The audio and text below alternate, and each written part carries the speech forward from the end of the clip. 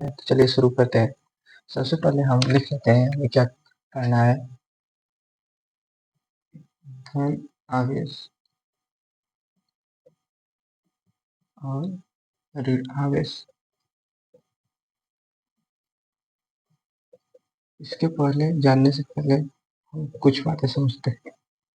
देखिए, अगर कोई व्यक्ति किसी को पैसा देगा तो इसका मतलब वह धनी है, यानी देने वाला या त्याग करने वाला। पैसों का जो त्याग कर रहा है, पैसा जो देगा वो धनी हो जाता है, और जो पैसा ग्रहण करेगा वह ऋणी हो जाएगा।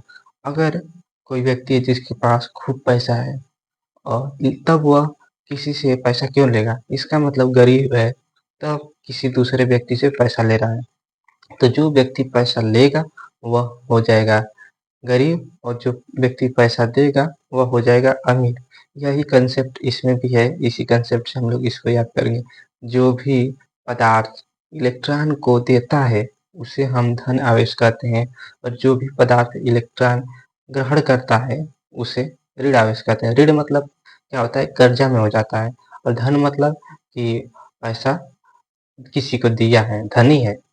ठीक, तो धन आवेश कब उत्पन्न होता है, जब इलेक्ट्रॉन, हम आवेश तो इलेक्ट्रॉन में ही पढ़ते हैं।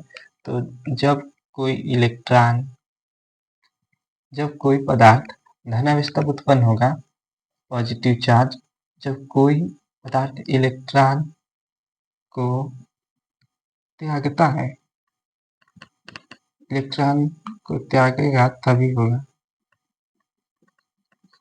जैसे सोडियम एग्जाम्पल लेते हैं। सोडियम का परमाणु क्रमांक 11 होता है, और इसको जब हम लोग इसका इलेक्ट्रॉनिक विन्यास करते हैं 2 8 1, ठीक, तो बाह्य कक्षक में एक इलेक्ट्रॉन बच जाता है। तो यह सोडियम क्या करता है, एक इलेक्ट्रॉन त्यागने की क्षमता रखता है।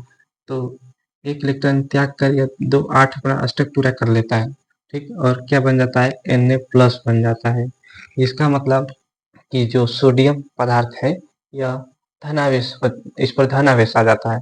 यहाँ पर देख सकते हैं आप लोग, धनावेश आ गया है। क्यों आया, क्योंकि इसने त्याग किया। त्याग कौन करेगा, जो धनी व्यक्ति होगा। गरीब व्यक्ति कैसे त्याग कर सकता है, जिसके पास कुछ है ही नहीं वो क्या त्याग करेगा, उसको तो चाहिए ना। तो यहाँ पर यह है, यह धनी व्यक्ति है, त्याग कर रहा है तो धनी व्यक्ति, तो प्लस आएगा। ठीक, एक और एग्जाम्पल हम लोग देख ले रहे हैं। जैसे इसी के बाद आता है मैग्नीशियम, इसका 12 होता है। तो 12 का होता है, इसका ले करेंगे 2 8 10। ठीक, सॉरी, 2 8 2, कुल मिला के 12 होता है। 2 8 2 10 2 12। तो यह क्या करता है कि इसके भी लास्ट कक्षक में 2 इलेक्ट्रॉन होते हैं, तो ये 2 इलेक्ट्रॉन का त्याग करते हैं। तो Mg जो होता है 2 8 बना लेता है। अब देखिए यह कितने इलेक्ट्रॉन का त्याग किया, 2 इलेक्ट्रॉन का। 2 इलेक्ट्रॉन का मतलब, तो इस पर 2+ है। जो जितने 1 रुपया का त्याग करेगा तो 1+, 2 रुपये का 2+, उसी तरह 1 इलेक्ट्रॉन का त्याग करेगा तो 1+, 2 इलेक्ट्रॉन का त्याग करेगा तो 2+, ऐसे सब होता है। ठीक, तो धन आवेश की जो कहानी है यह है। इसके बाद ऋण आवेश। ऋण आवेश में इसका विपरीत है। इसमें क्या होता है, इलेक्ट्रॉन इलेक्ट्रॉन को E- साइन से दिखाते हैं, यहाँ भी लिख लीजिएगा E- साइन से। इलेक्ट्रॉन, तो ऋण आवेश क्या है, इलेक्ट्रॉन को जब ग्रहण किया जाता है, इलेक्ट्रॉन को जब ग्रहण किया जाता है, ग्रहण किया जाता है, जैसे सबसे सिंपल एग्जांपल जो Cl होता है। ठीक, Cl 17 पे आता है, तो 2 8 10 17 पे आता है, और यह 7। तो यह क्या करता है, इसको भी अपना अष्टक पूरा करना होता है। 8वां जो कक्षक होता है लास्ट वाला, उसमें 8 इलेक्ट्रॉन इसको भी चाहिए। तो ये क्या करता है, किसी से एक ले लेता है और Cl 18 बना लेगा। मतलब इसको छोड़ते हैं, Cl में 18 इलेक्ट्रॉन हो जाएंगे, 2 8 और 8। तो यह क्या किया, एक इलेक्ट्रॉन किसी से ग्रहण कर लिया, तो 1 माइनस आ जाएगा। अगर कोई 2 इलेक्ट्रॉन ग्रहण करता है तो 2 माइनस आ जाएगा, ऐसे। ठीक,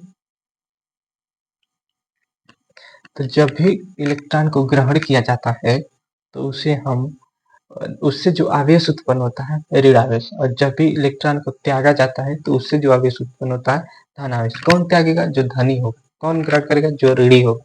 तो इससे भी ऋण आवेश धन आवेश।